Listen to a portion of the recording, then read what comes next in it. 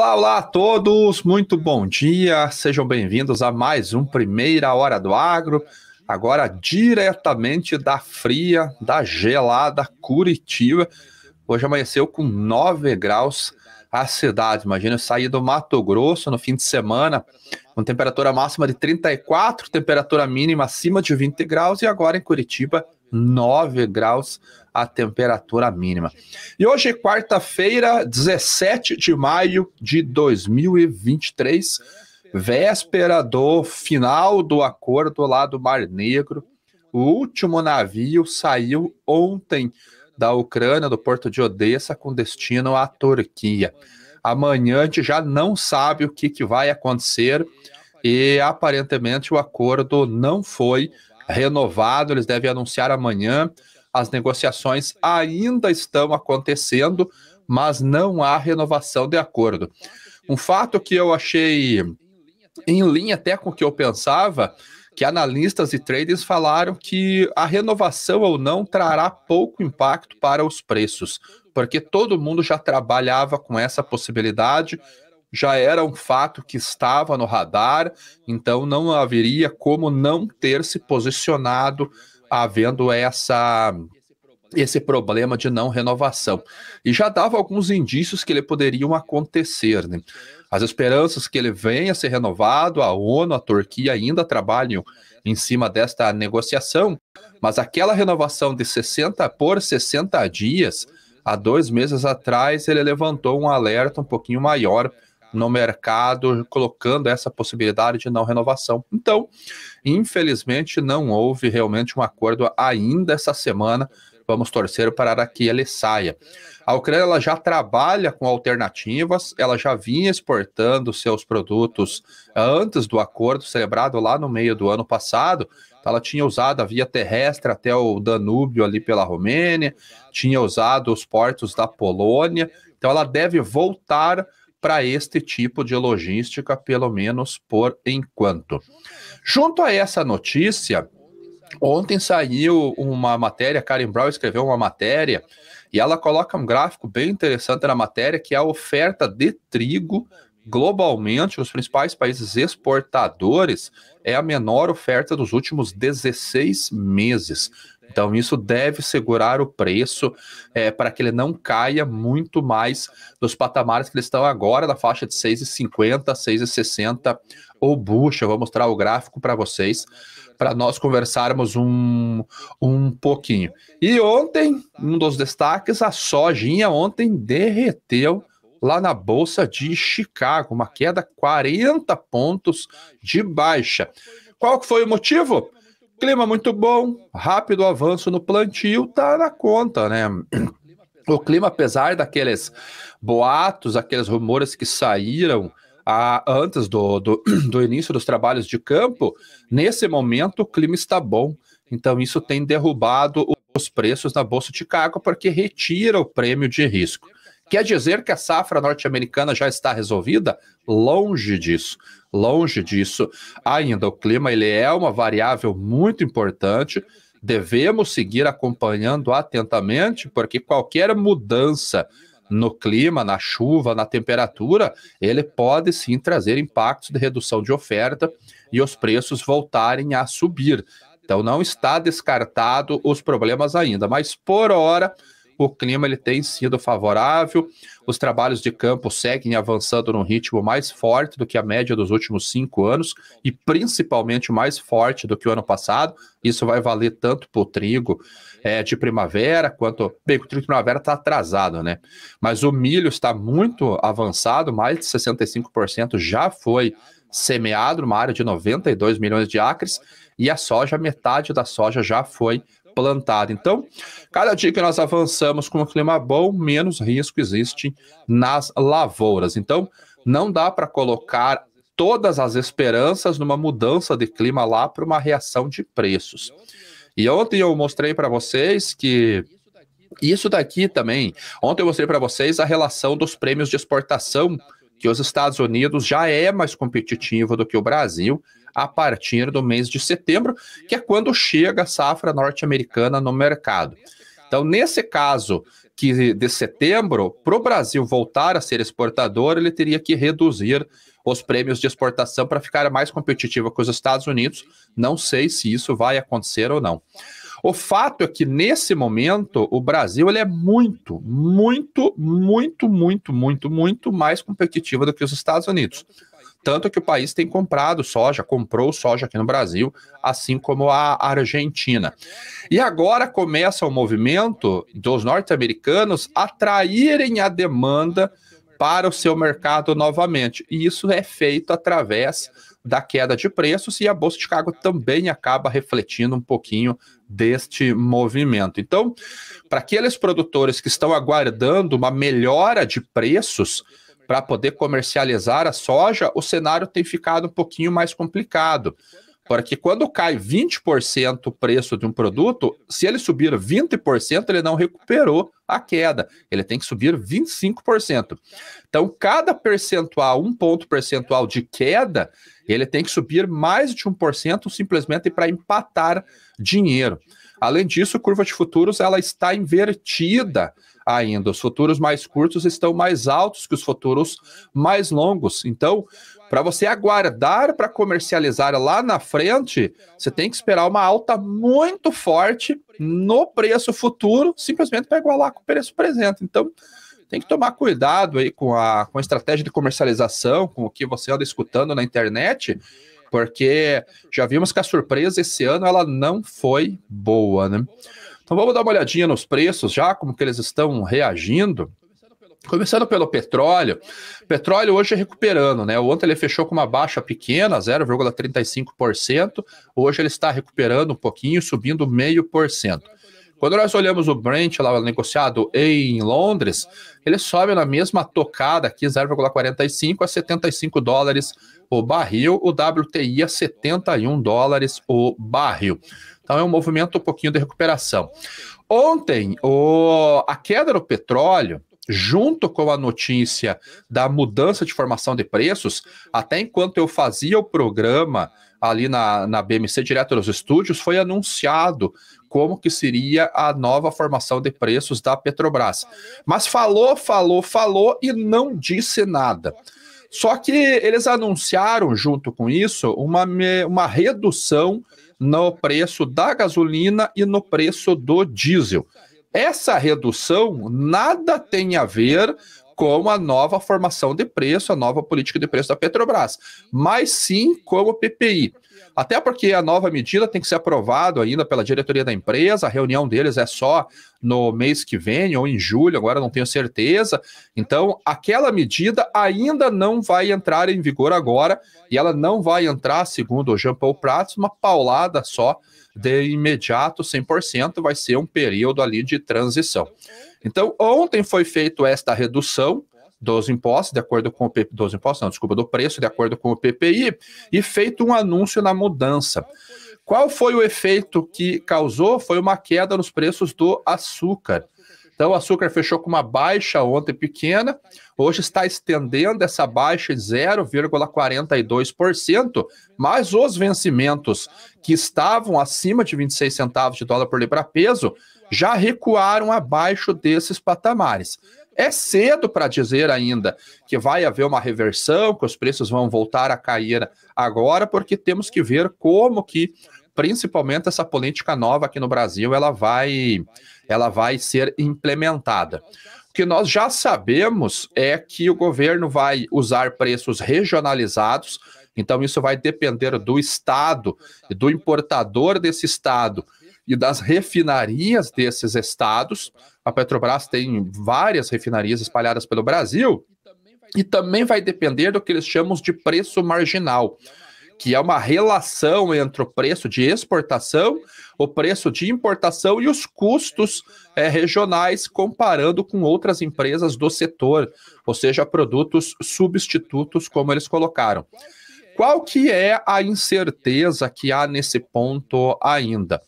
Se o preço estiver trabalhando, a sugestão da Petrobras, o preço na refinaria da Petrobras, estiver abaixo do preço de paridade de importação de uma empresa privada, por exemplo, que está fazendo essa importação, essa empresa ela vai estar fora do mercado, ela não vai conseguir vender o seu produto por estar mais caro, vai haver um subsídio do governo para calçar esta diferença para essa empresa, ou essa empresa vai simplesmente parar de importar para não trabalhar no prejuízo. Então, isso ainda é uma incerteza, porque eles falaram a medida, mas não falaram como que vai ser implementado essa medida. Isso nós temos que aguardar mais um pouquinho. Eu acredito que para não prejudicar a indústria nacional também, que é importante para o país, eles devem trabalhar com esses custos marginais, tentando manter pelo menos um break-even ali. Ficou abaixo da paridade de importação, a Petrobras não vem com essa tarifa muito abaixo. Ela tenta equalizar um pouquinho junto com entidades privadas ou comprar dessas entidades privadas acima e fazer alguma recomposição do custo, utilizando o percentual do produto importado versus o percentual do produto brasileiro. Mas tudo isso é hipótese, é coisa da minha cabeça por enquanto, nós realmente temos que esperar. O que temos que ficar atentos é se não vai acontecer como aconteceu com a empresa venezuelana. É tentar subsidiar essa diferença do preço de importação, o governo começar a despender de caixa para sustentar isso, baixar o nível de investimento, a capacidade de investimento da Petrobras e a gente parar ou reduzir muito drasticamente tanto a oferta no mercado doméstico quanto o lucro da empresa e começar a sucatear a empresa e aí vira aquela bola de neve que nós já vimos acontecer na prática lá na Venezuela. Também não estou dizendo que vai acontecer isso. Como a gente está num país muito polarizado ainda, as eleições não acabaram, a gente tem que tomar cuidado e se ater às análises sobre os dados técnicos. Vamos deixar a paixão ali pelos políticos um pouquinho de lado, mas vamos olhar como que este tipo de subsídio ele vai funcionar se houver subsídio. Porque num país que está com as contas fiscais extremamente justas, tanto que ontem foi apresentado o arcabouço fiscal e não falou nada de como que vai funcionar na prática a nova política fiscal aqui do Brasil. A medida da Petrobras foi anunciada, mas não falou na prática como que vai funcionar. Isso pode elevar os gastos fiscais do Brasil e aí o negócio fica realmente ruim. O Fábio colocou aqui, ó, short na Petro? Então, não sei, Fábio. Vai que vem uma política boa. Então, eu falei, até nós sabermos exatamente como que vai funcionar, qualquer decisão é precipitada. Tanto que ontem as ações da Petrobras chegaram a subir. Eu até vi alguns comentários de alguns analistas dizendo que subiu porque há uma possibilidade da Petrobras absorver as refinarias que ela havia vendido. Não sei se faz muito sentido isso realmente, mas é uma possibilidade. Então, até sabermos exatamente como que vai funcionar, isso acaba sendo uma incerteza, um risco você se posicionar já de maneira muito antecipada. O fato é que pode prejudicar o setor de etanol, porque se há uma redução forçada nos preços da gasolina, vamos colocar assim na canetada, nós já sabemos que o preço do etanol ele é uma arbitragem de 70% sobre o preço da gasolina. Então, se a gasolina está 10, o etanol, para ser competitivo, ele tem que estar até 7. E na banda inferior de preços, ele tem uma arbitragem como o açúcar lá em Nova York. Nesse momento, a defasagem entre o açúcar e o etanol é de 45%. Então, hoje o açúcar é 45% mais favorável do que o etanol. Se você tem uma competitividade muito baixa no etanol, ainda mais porque os preços da gasolina foram reduzidos, você baixa o teto do preço do etanol, o etanol deixa de ter qualquer competitividade aqui no Brasil. E aí, dentro do mix de produção da usina, ela vai para o açúcar. Isso acaba aumentando a oferta do adoçante e os preços eles acabam cedendo. Até outubro, o mundo tem que viver com uma oferta apertada globalmente, sendo o Brasil o único que tem a capacidade, que está vindo com uma produção cheia globalmente. Em outubro, a Índia volta para o jogo. Então, dependemos daquelas chuvas de monções, que eu já comentei com vocês, para ver como que vai ser a produtividade lá. Então, você veja que o jogo no setor sucroenergético ficou mais complicado. De muito favorável que estava no finalzinho do ano passado, no início desse ano, e as empresas refletiram isso, agora ele já começa a ficar um pouquinho mais nebuloso com essas políticas aqui do Brasil, principalmente, né, com essa mudança na formação de preço dos combustíveis. Então, começa um joguinho aí que deixa as usinas um pouco preocupadas, eu acredito, né, opinião pessoal. Ainda na Bolsa de Nova York, o café não sai de lado, né? Então, desde aqui do finalzinho de abril, praticamente todo esse início do mês de maio, 2 semanas já que o preço está no mesmo patamar. Ele está, aqui ficou uma linha reta já, essa média móvel de 20 períodos. O mercado, ele ainda não absorveu, ou ele está avaliando como que fica a questão da DCA, que vai parar de divulgar seus relatórios, não deram o motivo do porquê que eles vão suspender isso daí, mas algo de errado não está certo. Se é um relatório que todo o mercado global de café utilizava para balizar as suas análises fundamentalistas, por que eles simplesmente pararam? Qual é o interesse que há por trás dessa paralisação da divulgação do relatório? E agora nós vamos ter que ficar com os relatórios de estoques, pelo menos só os da ICI, que são divulgados diariamente, mas lá são só relatórios de café certificados. Então, se tiver 1 milhão de saca e 200 mil sacas só certificadas pelos armazéns, o estoque da ICI são 200 mil sacas, porque as 800 mil não tiveram certificação por algum problema de qualidade ou qualquer outro. Então, é um cenário que fica ruim realmente para o café. Meus sentimentos ali, meus pêsames pro Vicente, que é o nosso analista de café aqui, porque você tira um dado importante dentro da equação de oferta e demanda, que são justamente os estoques. E o preço continua lateralizado, a situação é a mesma. Qual será o tamanho da safra brasileira? Vai ter safra suficiente para atender a demanda? A redução da demanda vai cair a tal ponto de travar o consumo e derrubar os preços? Agora não sabemos os estoques também como que estão, então preços andando de lado. Agora sim, indo para a Bolsa de Chicago, trigo hoje realizando mais uma vez, né, caindo mais um pouquinho, testou aqui uma média de 21 períodos, subiu naquele estresse que aconteceu há 2 dias atrás, mas ontem o mercado financeiro também já não estava tão pró-risco, não estava risk-on como foi nesse dia aqui. Dólar DX já se aproximando já de 103 pontos, ele chegou a tocar 103,04, as discussões com relação ao teto da dívida dos Estados Unidos. Isso também já virou sazonal, né? Cada passo a gente tem uma discussão a cada período estabelecido, nós temos a discussão se os Estados Unidos vai dar o calote ou não. A gente já sabe, pelo menos, o desfecho que aconteceram nas últimas reuniões, aprovaram, aumentaram o teto e vida que segue. Mas até isso lá começa as retóricas, as discussões, se vai ter calote, se não vai ter calote, se vai aumentar teto ou se não vai. De qualquer maneira, quem é profissional não opera no si. Se a Rússia invadir a Ucrânia, se não chover, se não pagar, não. Quem é profissional trabalha gerindo o risco. Então, talvez isso seja um dos motivos que tem elevado um pouquinho as cotações do dólar DX, que voltou até abaixo de 101 pontos, agora ele voltou a trabalhar acima de 102, quase em 103 pontos. Isso acaba tirando também volume de ativos de risco, como é o caso das commodities.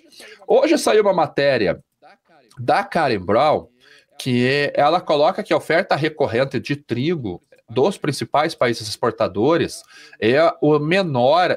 está nas mínimas de 16 anos.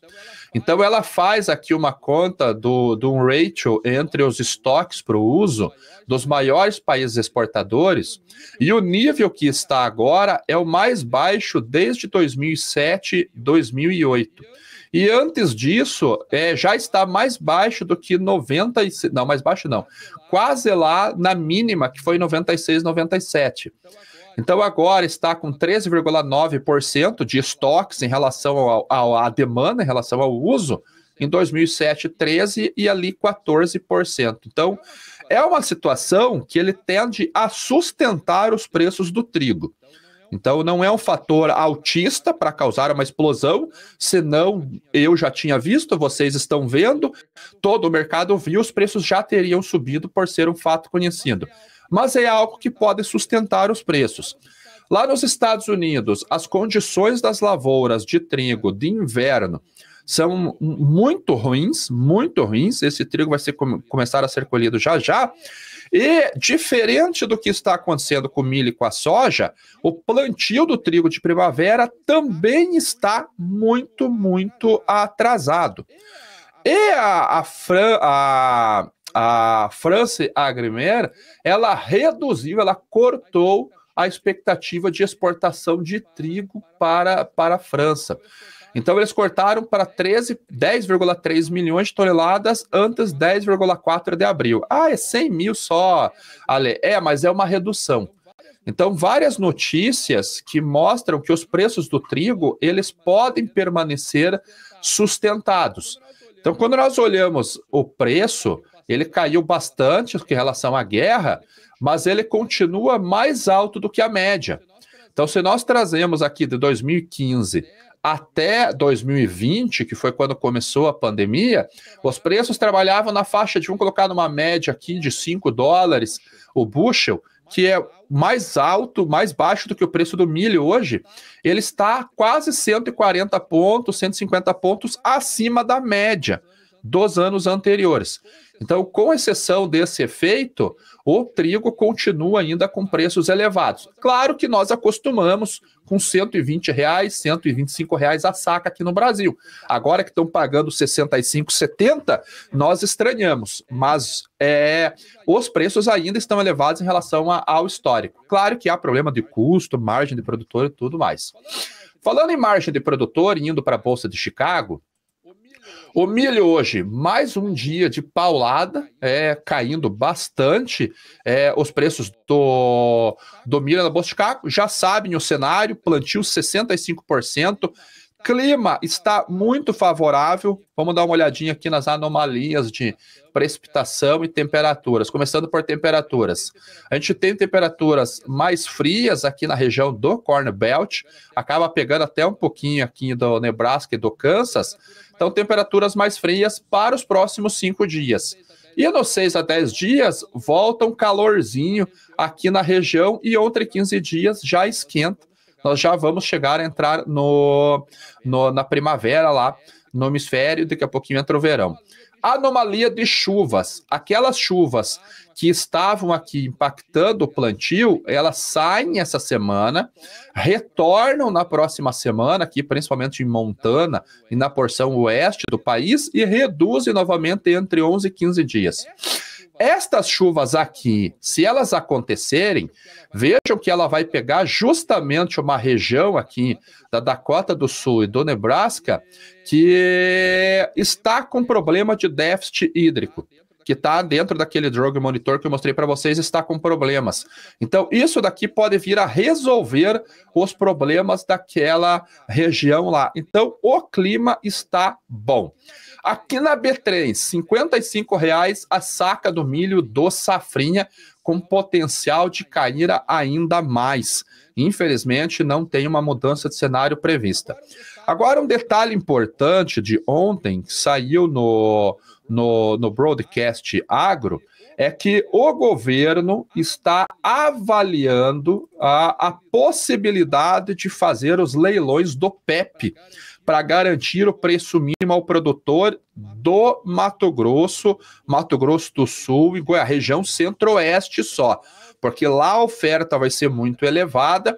Então, eles estão avaliando como e se fará sentido eles entrarem com o PEP para fazer a aquisição desse milho no preço mínimo da Conab. Como que funciona o PEP? O governo paga para o comprador, esse dinheiro não vai para o produtor, ele paga para o comprador um prêmio para as tradings que comprarem do produtor no nível do preço mínimo e exportarem o produto. Então não é tão simples a logística. O dinheiro vai para o comprador e não para o produtor. O produtor vende dentro do preço mínimo. O problema é que tem que ver o acordo, tem que ver a aprovação dessa medida e, principalmente, tem que haver grana. E aí nós já sabemos a situação fiscal aqui no Brasil. Mas como as discussões em torno da queda de preços do milho, ela é muito elevada e aqui no Brasil muitas praças já estão com prejuízo, principalmente aquele produtor que não vendeu nada, não fez nada com relação à gestão do risco e o preço degringolou, então o governo talvez venha a interagir ali para dar um suporte para esses preços. Indo para a soja, mesma situação, né? O complexo de soja todo caindo, óleo caindo 0,25, farelo caindo 0,7 e a soja caindo 0,55. Ontem foi uma porrada para baixo. Clima bom, avanço do plantio, China mais devagar devido às inspeções lá que estão enroscando lá nos portos chineses, tem reduzido a demanda internacional, tem afetado o mundo todo, derruba o preço aqui, a China está comprando barato, mas está comprando caro farelo, porque demora o desembaraço, demora o processamento, estão comprando muito caro farelo lá na China. Então, não é a China está derrubando o mercado, a China está se prejudicando nesse sentido, porque está vendendo produto suinocultor lá, o avicultor está pagando muito caro no farelo de soja devido a essas medidas de aumento de inspeções.